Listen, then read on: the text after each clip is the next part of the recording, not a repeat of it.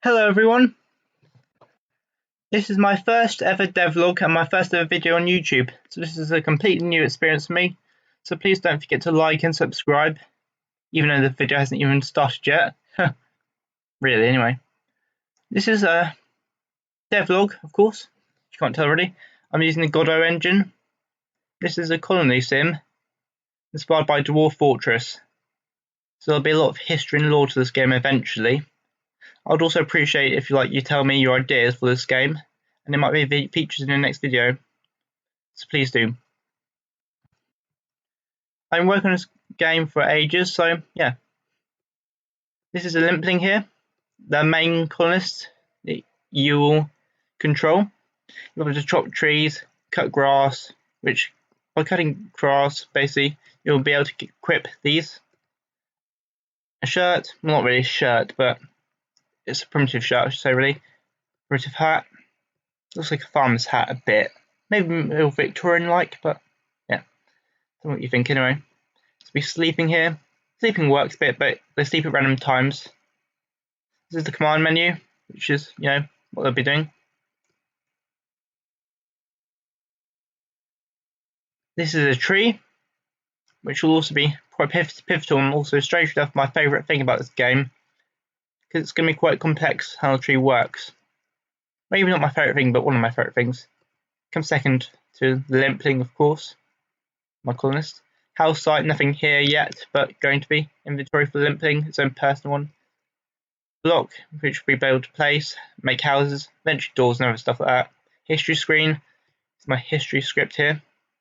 Some of the factions here. Rorik Nick, Dogfisher, Sacks of the Elder Pumpkin. I think I spelled pumpkin wrong. Wildlings, Wakewick, Grebe, and Greebles. Here's some ideas I come up with. A drought forced migrations across the hollow. A grove of whispering trees guided the lost. The first hay biding was perfected. Bucket chickens clucked menacingly. I think let's spell that right. Never mind. Watchfires were lit. A windstorm scattered rooftops. Unity rebuilt them though. Wow. A wandering trader taught blockcraft. This will come in years and you'll need to perfect it, but it's getting there. Now, I'll show you the game. But before I do, just to be warned, I might have to run this a couple of times, because I still need to perfect the world journey. It's a bit buggy, and sometimes it's a bit slow. So be warned. Will it work? Will it not work? Let's wait and see. See, the problem is it spawns too much water. Generator, should say, really. Let's try again. Bear with me, viewers. Here we go. See, they're very lively, aren't they? Can't do anything yet, but here's the name. You can just press them. Hatrickon, something like that. Water moves a bit.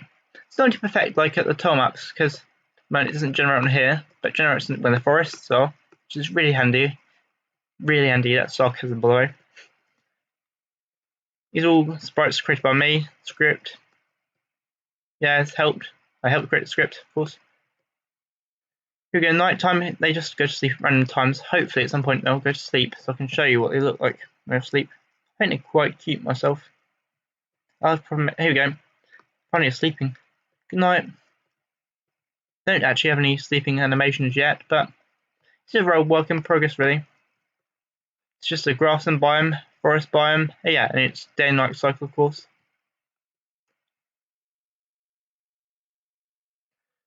What else can I show you before I go? Water. This is going to be a bed they sleep in instead of having to sleep in the cold, where they might freeze to death. On grass, which will cut to make, clothing, as I showed you before. And this just debug thing here. It's quite cool actually to watch the story. Eventually it'll be in the game debugging.